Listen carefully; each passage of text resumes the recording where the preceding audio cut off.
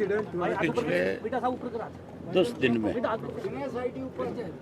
प्रदेश में सारे हालात बदल गए।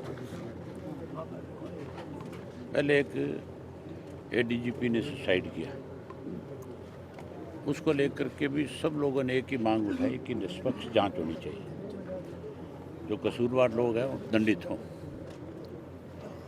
और वहाँ पे भी मैं जा कर के जब उनके घर मिल के आया तो उनसे खुल के ये बात कह के आया कि सरकार अगर निष्पक्ष जांच नहीं कराएगी, आपको सेटिस्फाइड नहीं करेगी, जो फैसला आप लेंगे हम आपके साथ खड़े रहेंगे। ये जो कल हुआ है, एक सब इंस्पेक्टर ने, एएसआई ने, संदीप ने जो सुसाइड किया है,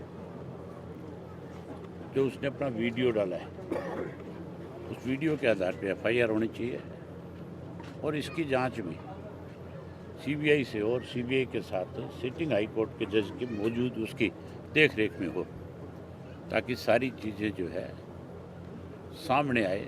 ये सरकार का टोटल फेलियर है जो आज इस किस्म के कदम जो है सरकारी कर्मचारी उठा रहे हैं। आज इस प्रदेश के अंदर ऐसे हालात पैदा हो गए कि भ्रष्टाचार चरम सीमा पे चला गया, कानून व्यवस्था खत्म हो गई। मुख्यमंत्री ने स्वयं ये बात स्वीकार करी कि मेरी हालत तो ये, मैं तो चपरासी नहीं बदल सकता, तो फिर मुख्यमंत्री को अपने पद से त्यागपत्र देना चाहिए। जब वो ये बात स्वीकार करता है उसकी हालत इतनी कमज़ोर है तो कम से कम प्रदेश के लोगों के साथ तो उसको विश्वासघात नहीं करना चाहिए। प्रदेश मुख्यमंत्री जो होता है उसकी जिम्मेवारी पूरे प्रदेश की होती है, हर नागरिक की होती है। प्रदेश में कहाँ गलत हो रहा है, कौन लापरवाही कर रहा है, कौन अधिकारी किसी के साथ अन्याय कर रहा है, उसको कौन देखेगा। अगर उसके कहने से चपरासी नहीं बदले जा सकते, उसकी चपरासी नहीं सुनने को तैयार, तो फिर उसको इस पद पे नहीं रहना चाहिए, पद छोड़ देना चाहिए और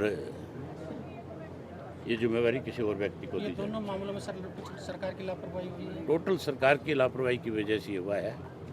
उसने तो आईजी ने जो है, जो एडीजीपी था, वो तो 10 साल से कंप्लेन कर रहा था कि मेरे साथ गलत हो रहा है। उसकी जांच उस वक्त होनी चाहिए थी।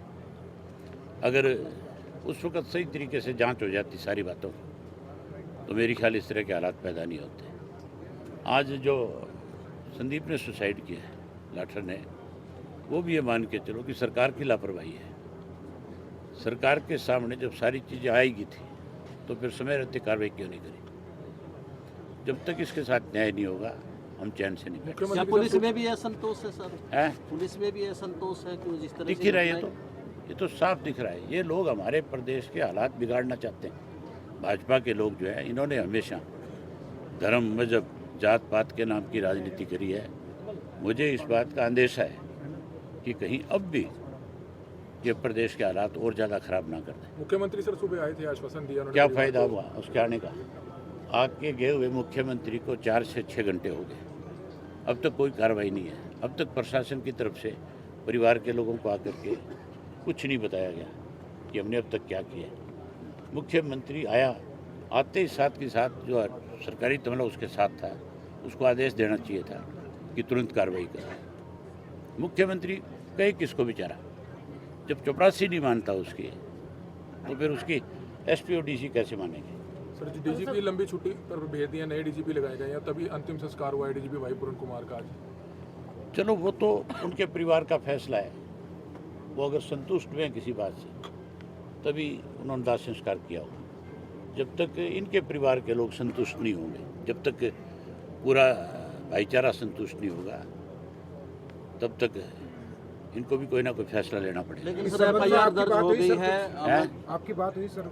हाँ, मेरे परिवार के सब सदस्यों से बात हुई है। सब ने यही कहा है कि हमने जो मुख्यमंत्री के सामने अपनी बात रखी, जब तक सरकार उस पर आगे नहीं बढ़ेगी तब तक हम कोई फैसला नहीं लेंगे।